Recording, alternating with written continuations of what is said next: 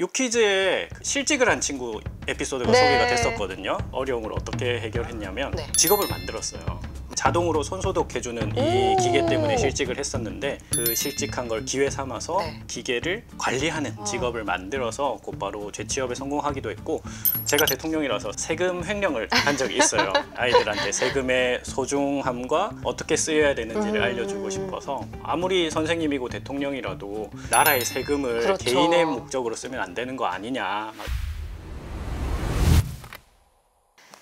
네, 여러분 안녕하세요. 만나서 반갑습니다. 저는 오늘 K클래스 진행을 맡은 한소모입니다. 오늘 K클래스에서는요, 잘하는 새싹 우리 어린이들에게 경제의 중요성을 전파하고 계신 분이죠. 유퀴즈에 나와서도 얼굴을 비춰주신 분인데요. 옥효진 선생님을 모셨습니다. 반갑습니다, 네, 선생님. 안녕하세요. 네, 반갑습니다. 안녕하세요. 네, 오늘 작가님께서는요, 우리 어린이들이 자신의 삶을 꾸려가기 위해서 필수로 지녀야 하는 이 생존무기, 경제에 대한 개념을 좀 설명해 주신다고 하는데요. 어린이들뿐 아니라 우리 학부모님들 그리고 아이를 양육하고 계신 분들이라면 꼭 들어야 하는 방송이 되지 않을까 싶은데요. 이 모든 걸 집약한 책이 바로 옥효진 선생님의 경제 개념 사전이라는 책인가요? 네, 맞아요. 이 책에 대해서 만화책으로 돼 있어가지고 저의 눈높이에도 딱 맞고 정말 많은 분들이 재밌게 읽으실 수 있는 책인 것 같은데, 책에 대해서 설명을 좀 해주세요. 제가 학교에서 아이들을 위한 경제 교육을 하고 있거든요. 제 교실에서의 활동은 이제 체험을 중심으로 하는 활동이긴 해요. 공부, 교육 그리고 경제라는 게 체험만 가지고는 안 되거든요. 우리가 흔히 금융 문해력이라고도 얘기하는데 이 문해력을 높이기 위해서 꼭 필요한 개념들, 교실에서 아이들에게 설명해주는 내용들을 좀 담은 책이라고 봐주시면 될 것 같아요. 오늘 들려주실 얘기가 정말 흥미진진할 것 같은데, 그럼 본격적으로 저희 오늘 K클래스 시작해 보도록 하겠습니다. 사실은 이 경제라는 단어가 우리 친구들이 이해하기는 조금 어려운 단어가 아닐까 싶기도 하고, 경제 개념을 일상에서 좀 발견할 수 있는 쉬운 개념으로 설명을 해주신다면 어떻게 설명을 할 수 있을까요? 아이들에게 쉽게 설명을 한다면 돈과 관련된 모든 활동들이라고 할 수 있을 것 같아요. 돈을 벌고 돈을 쓰고 또 돈을 나누는 이런 모든 것들이 경제 활동이라고 할 수 있기 때문에 매일 하루에도 몇 번씩 우리가 경제 활동을 하고 있다고 할 수 있겠죠. 책에서는 경제의 3주체가 있다고 말씀을 해주시는데, 이 3주체가 어떤 건가요? 소비를 담당하는 가게, 그리고 생산을 담당하는 기업, 그리고 시스템을 관리하고 효율적으로 경제 활동이 이루어지도록 하는 정부, 이렇게 세 주체가 서로 도와가면서 경제 활동을 하고 있죠. 이 세 주체를 각각 하는 역할을 이해하면 경제의 원리가 좀 보일 것 같은 생각이 드는데요. 사실은 제가 선생님을 제일 처음 알게 된 게 작은 경제국가를 만든 유튜브 영상을 통해서 저 선생님을 처음 알게 됐는데, 이 영상이 좀 화제가 돼서 이제 유퀴즈에도 출연을 하셨잖아요. 나와서 해주신 얘기 정말 재미난 에피소드가 많던데 방송에서 다 들려주시지 않은 비하인드 스토리나 에피소드가 있으면 저희한테도 좀 들려주세요. 유퀴즈에 실직을 한 친구 에피소드가 소개가 됐었거든요. 거기까지만 딱 나갔는데 그 뒤에 그 친구가 어려움을 어떻게 해결했냐면 직업을 만들었어요.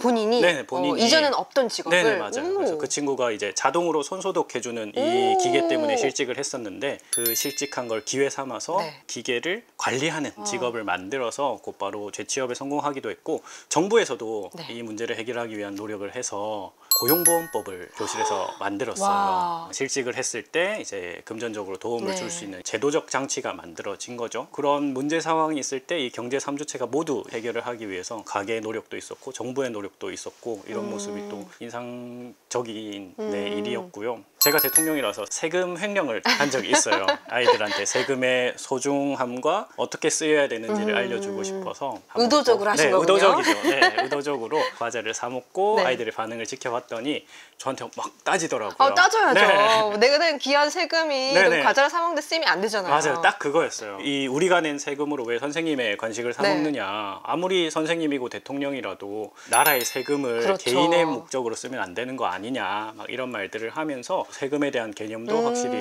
인식을 하고, 또 정부의 바람직한 살림살이 이런 내용을 아이들이 배울 수 있었던 게 좀 기억에 남는 것 같아요. 지금 얘기를 들으면서도 이게 반에서 벌어지고 있는 일인지 실제로 저희 현실에서 벌어지고 있는 일을 말씀하시는 건지 헷갈릴 정도로 정말 현실에 대한 밀착도가 좀 높다는 생각이 드는데요. 고용보험이라는 혜택도 사실 실직이 발생하지 않았으면 저희가 생각하기 좀 힘든 개념이었을 텐데, 현실에 정말 많이 일어나는 일이잖아요. 그런 것까지 다 어떻게 보면 계산이 된 게 아니었을까 싶을 정도로 너무 정교한 경제국가가 굴러가고 있다는 생각이 드는데요. 저는 책을 보면서 좀 흥미로웠던 게, 이 책의 마지막 챕터에 교과 연계 포인트를 항상 집어주시거든요. 근데 진짜 신기하게도 이 경제라는 게 수학 그리고 도덕, 사회, 그리고 심지어는 실과에까지 정말 다양한 수업으로 좀 연계가 되더라고요. 예를 들어서 경제가 좀 어떤 식으로 이런 교과 연계 포인트와 연결이 되는지 설명을 좀 해주시겠어요? 사실 모든 이제 생활 속에 경제 내용이 들어있기 때문에 아이들이 학교에서 배우는 교과목 안에도 그런 요소들이 다 들어가 있거든요. 이 책에 담은 단어, 개념들 중에 아이들이 배우는 교과목과 좀 직접적으로 연결 지어지는 거라고 하면 금리 이런 개념을 들 수 있지 않을까 싶어요.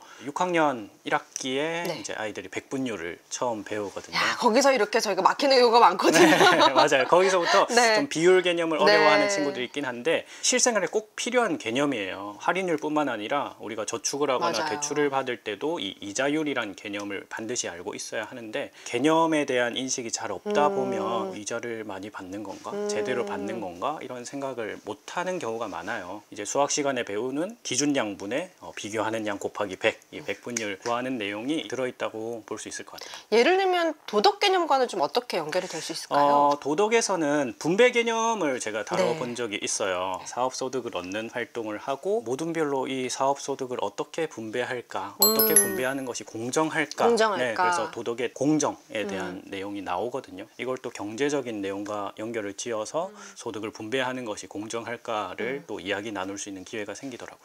책에서는 총 100가지의 키워드로 아이들이 알아야 될 필수적인 경제 개념을 꼽아서 설명을 해주고 계신데 100개 중에 정말 중요하다는 개념을 몇 개를 좀 꼽아서 얘기를 해주신다면 어떤 게 있을까요? 그 중에 하나가 대리금이라는 내용을 넣어놨어요. 맞아요. 네, 이게 아이들을 이제 SNS 상에서 소액을 빌려주겠다라고 네. 하는 거죠. 연예인 굿즈가 갖고 싶거나 아니면 게임을 좋아하는 아이들은 게임 아이템이 사고 싶어서 별 생각 없이 빌리는데 이때 아까 말씀드린 금리 개념도 아이들이 없고 또 돈을 빌리는 대출에 대한 개념도 없다 보니까 정당한 대가를 내가 지불하면서 돈을 빌리는 것인가? 이 개념 자체가 서질 않아요. 그러니까 이런 식인 거죠.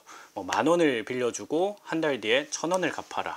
네, 이렇게 얘기를 하는데 이율로 따지면 10%거든요. 그렇죠. 네, 10%에다가 한 달에 10%예요. 그러니까 1년으로 따지면 120%라는 거죠. 그래서 금리라는 게 보통은 연이율, 연금리를 사용을 하는데 아이들이 거기에 대한 인식이 없다 보니까 터무니없는 이 금리라는 사실을 좀 이런 개념들을 알고 있으면 그런 범죄들을 예방할 수 있을 것 같아서 일상적으로 일반적으로 쓰는 경제 개념은 아니지만 그런 것들도 좀 담아내봤어요. 또 추가적으로 혹시 아이들이 꼭 알아야 되겠다 싶은 키워드가 있을까요? 이것도 비슷한 맥락이에요. 네. 책에 이스털린의 역설이라는 개념을 넣어뒀거든요. 돈을 다루는 거지만 이스털린의 역설 내용을 보면 소득이 계속해서 올라가더라도 어느 지점에서는 행복도는 같이 올라가지 않는 이 그래프를 책에서도 보실 수 있을 건데 그 의미는 우리가 인생에서 돈이라는 것도 굉장히 중요하고 경제 개념, 경제 공부를 하는 것도 중요하지만 또 다른 다양한 가치들을 함께 추구해야 된다는 것을 좀 아이들에게 얘기해주고 싶더라고요. 경제가 최고고 경제, 돈 이런 게 무조건 우선은 아니다라는 얘기를 좀 같이 전달하고 싶어서 이스털린의 역설이라는 개념도 한번 넣어봤습니다. 네, 오늘 저희 K클래스 옥규진 쌤의 경제 개념 사전을 쓰신 작가님 모시고 경제의 원리와 개념에 대해서 좀 알아보는 시간 가졌는데요. 다음 시간에는 보다 구체적으로 돈을 어떻게 모으고 써야 하는지 우리 어린이들에게 돈에 대한 개념을 알려줄 수 있는 구체적인 이야기 들어보도록 하겠습니다. 감사합니다.